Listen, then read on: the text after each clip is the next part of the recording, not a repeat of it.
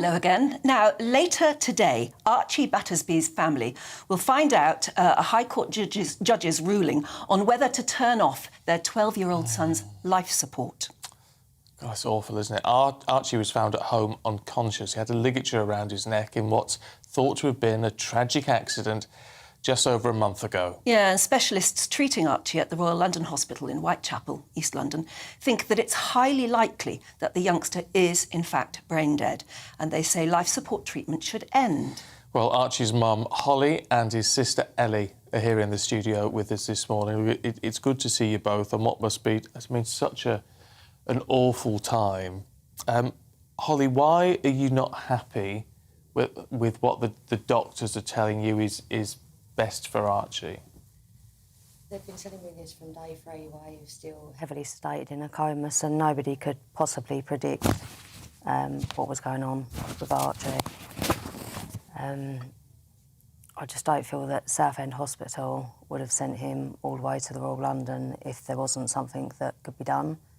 I feel that if it was the case that they thought there was no hope for him, then they would have allowed him to stay at Southend. You know, You're his mum, of course. Yeah. So when you look into his face, do you still... You must obviously hope that there is something there. He's held my hand, he's gripped my hand very tight to the point, the blood, you can see the blood on the picture and the video at the top of my hand. 2 of his knuckles were white, where he's squeezing so hard. Some days he's not holding my hand, but there are days that he does. He's tried to open his eyes. I just feel that he's there. I just feel he needs time. He hasn't been given long enough. Is that how you feel, Ella?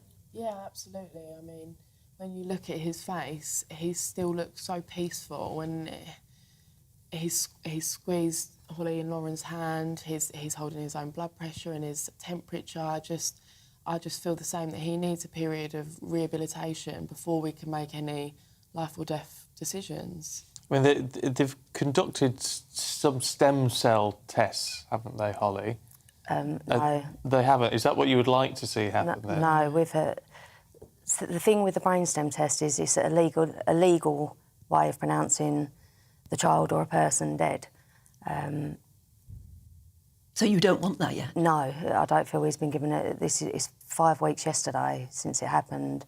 It took me about 8 weeks to get over the flu.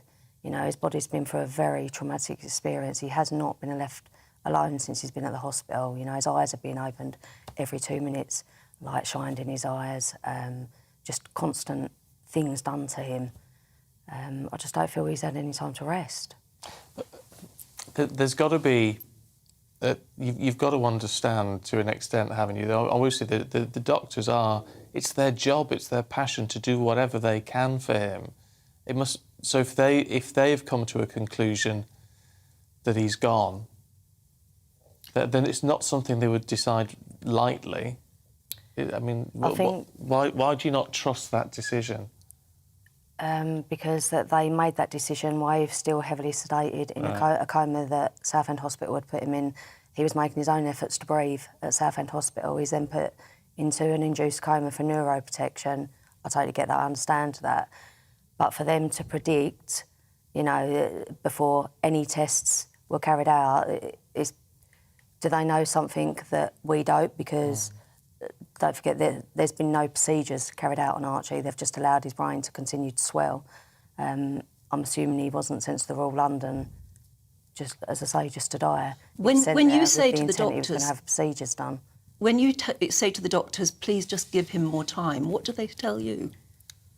It's undignified, and they don't feel comfortable to allow him to just stay on a ventilator. But our argument is the form of testing that they use to define brain death, the brainstem testing, is a really old form of testing. It's between 50 to 70 years old. It's a set of 6 to 7 bedside tests that use no scanning or MRI imaging or anything like that, and I just don't... It's not reliable enough. There is studies out there, and there's people out there that are living proof that it's not reliable enough, so we just don't feel comfortable to leave Archie's life in the hands of those tests. Yeah, under the circumstances, it sort of seems remarkable that if something like an MRI could actually prove one way or the other, and I don't know the technicalities of it all, but if some of these more progressive modern tests could prove something one way or another,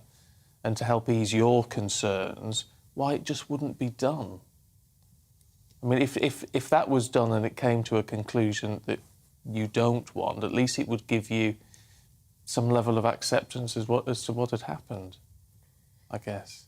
I don't think I'm at the stage at the minute I'm prepared to accept much really of what the hospital are saying, because when he went into that hospital and had the first scan, bear in mind he's only had the one scan, officially they are supposed to have two, 8 days later. He's had the one scan and that showed sufficient blood going to the anterior and posterior part of the brain.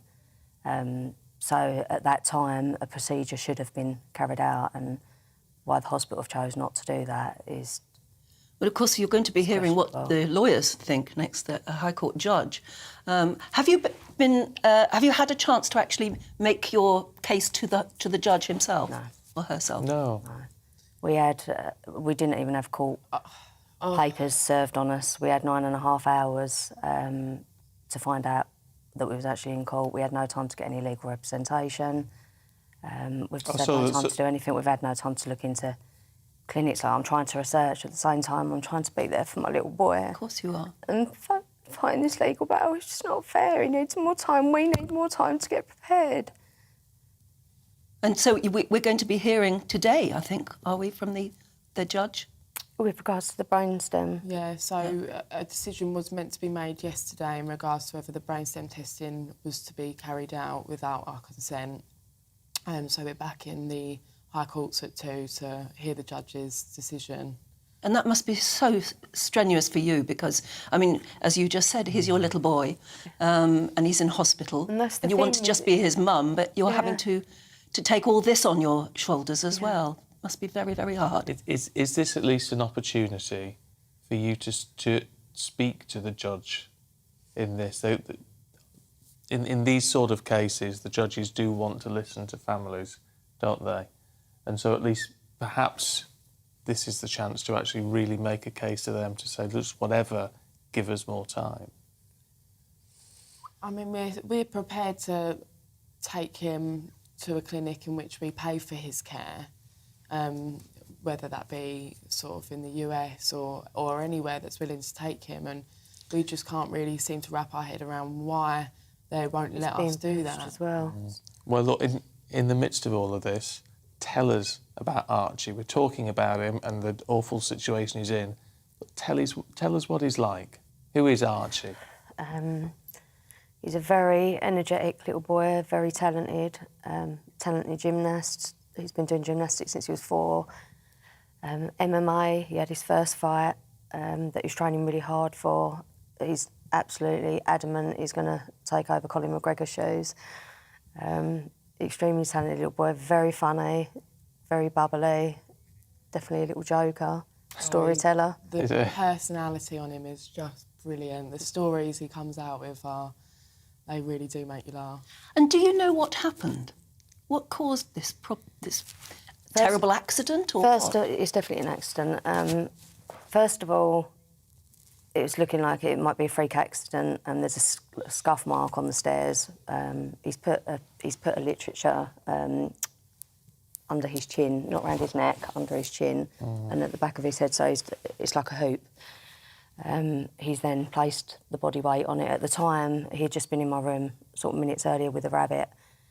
So I don't know whether he's holding the rabbit, he slipped, we're not sure. However, we're not ruling out that he could have possibly been copying an online challenge.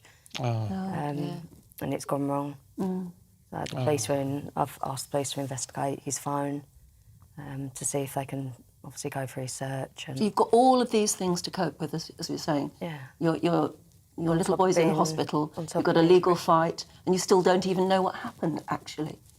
That's what I said, is with the hospital there's been no compassion and no empathy, and I said to him, I'm still trying to come to terms with the trauma of what's happened and trying to get my head around that, and you're already telling me you're not going to DNR him, so you're not going to like resuscitate if he goes into cardiac arrest. I'll have a chance to get the friends and family up, and then organ donation. It's too much. It is. It's too Can't much. deal with that now. No, I want to give him time to heal before I even have to think about things next like step. that. Yeah. Yeah. Oh, look, can't imagine, actually. I can't imagine what you're going through. Hollie, we really appreciate you talking to us, and we're all keeping our fingers crossed that you get some sort of resolution, that you have your voice heard in all of this, which I think is really, really important. Thank you. It? And Thank you. Ella, thank you very much as well. It's really good to get your thoughts on your little brother. Thank you both.